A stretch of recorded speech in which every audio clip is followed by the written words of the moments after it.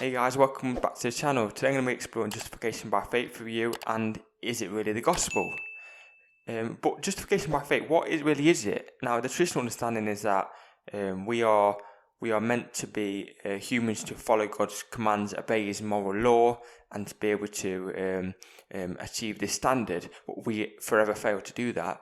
But Jesus, being the perfect human, managed to keep all the commands, obey all the laws, and this moral righteousness was then imputed to us at the cross if we have faith to believe in Him, so that we inherit His moral sort of standard.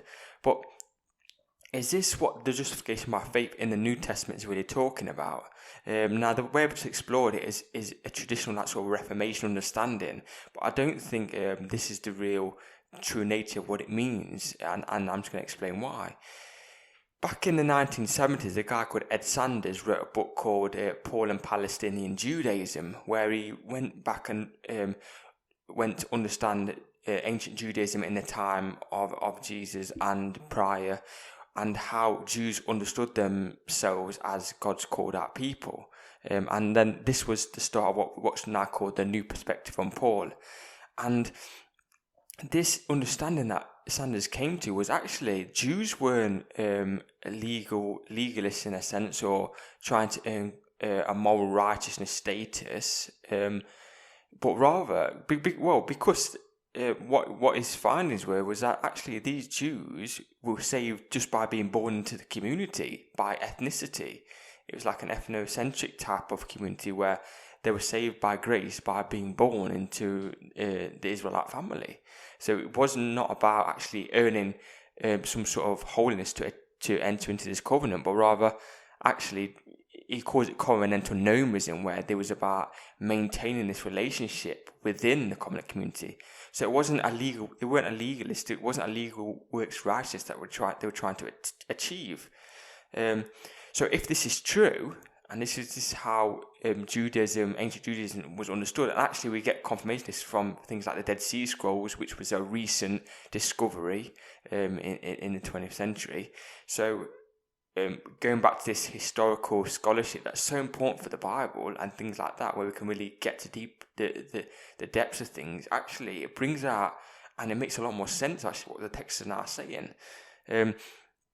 So Paul then was not talking about works. When he talks about in his epistles about works of the law, he's not talking about like this moral righteousness. He's talking about boundary markers, what marked out the covenant people of God. And it was things like kosher, Sabbath observance, circumcision, and all this sort of stuff. So this was what defined the true people of God, back to them. But actually, Jesus was the true Israelite who was fulfilling all these signposts, as we like, to be able to be a light to all nations and not just the Jews. And this comes out in Galatians when it says Christ redeemed us from the curse of the law by becoming a curse for us. And this isn't it doesn't say like, it's a substitution, it's not to pay a penalty or anything, but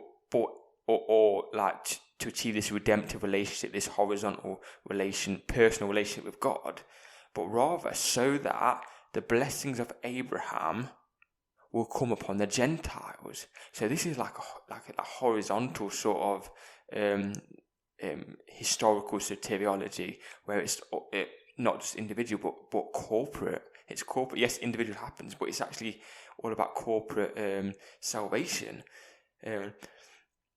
And also in Romans it says, do we hold that one is justified by faith apart from works of the law? Or is God the God of the Jews only? Is He not the God of the Gentiles also? Yes, of Gentiles also, since God is one who will justify the circumcision by faith and the uncircumcised by faith. And this makes a lot of sense in Romans as well, because actually the whole argument in Romans was because the Jews had been expelled by the Emperor Claudius out of Rome. But then 5 years later, they was returning, and they come back to this church where actually they was mixing with Gentiles, and they wasn't doing any of the works of the law, and they wasn't doing Sabbath, they wasn't doing kosher, there wasn't some circumcision. So Paul's addressing these specific topics. So justification by faith is then actually whoever has faith in Jesus, that is the new boundary marker. That's what it means to be, and that is what defines the people of God. So it's faith in Jesus that operates as a boundary marker for who is God's people.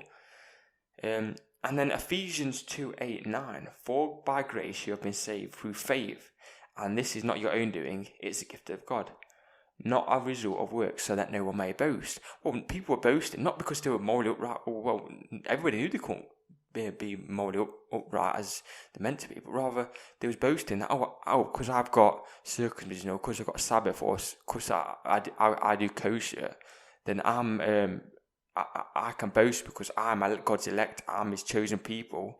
But actually, nobody can boast because it's faith in Jesus that unites all these people together. And this is what the next chunk of Ephesians talks about, linked with the word therefore, exploring in detail about the conflict between circumcision and uncircumcision.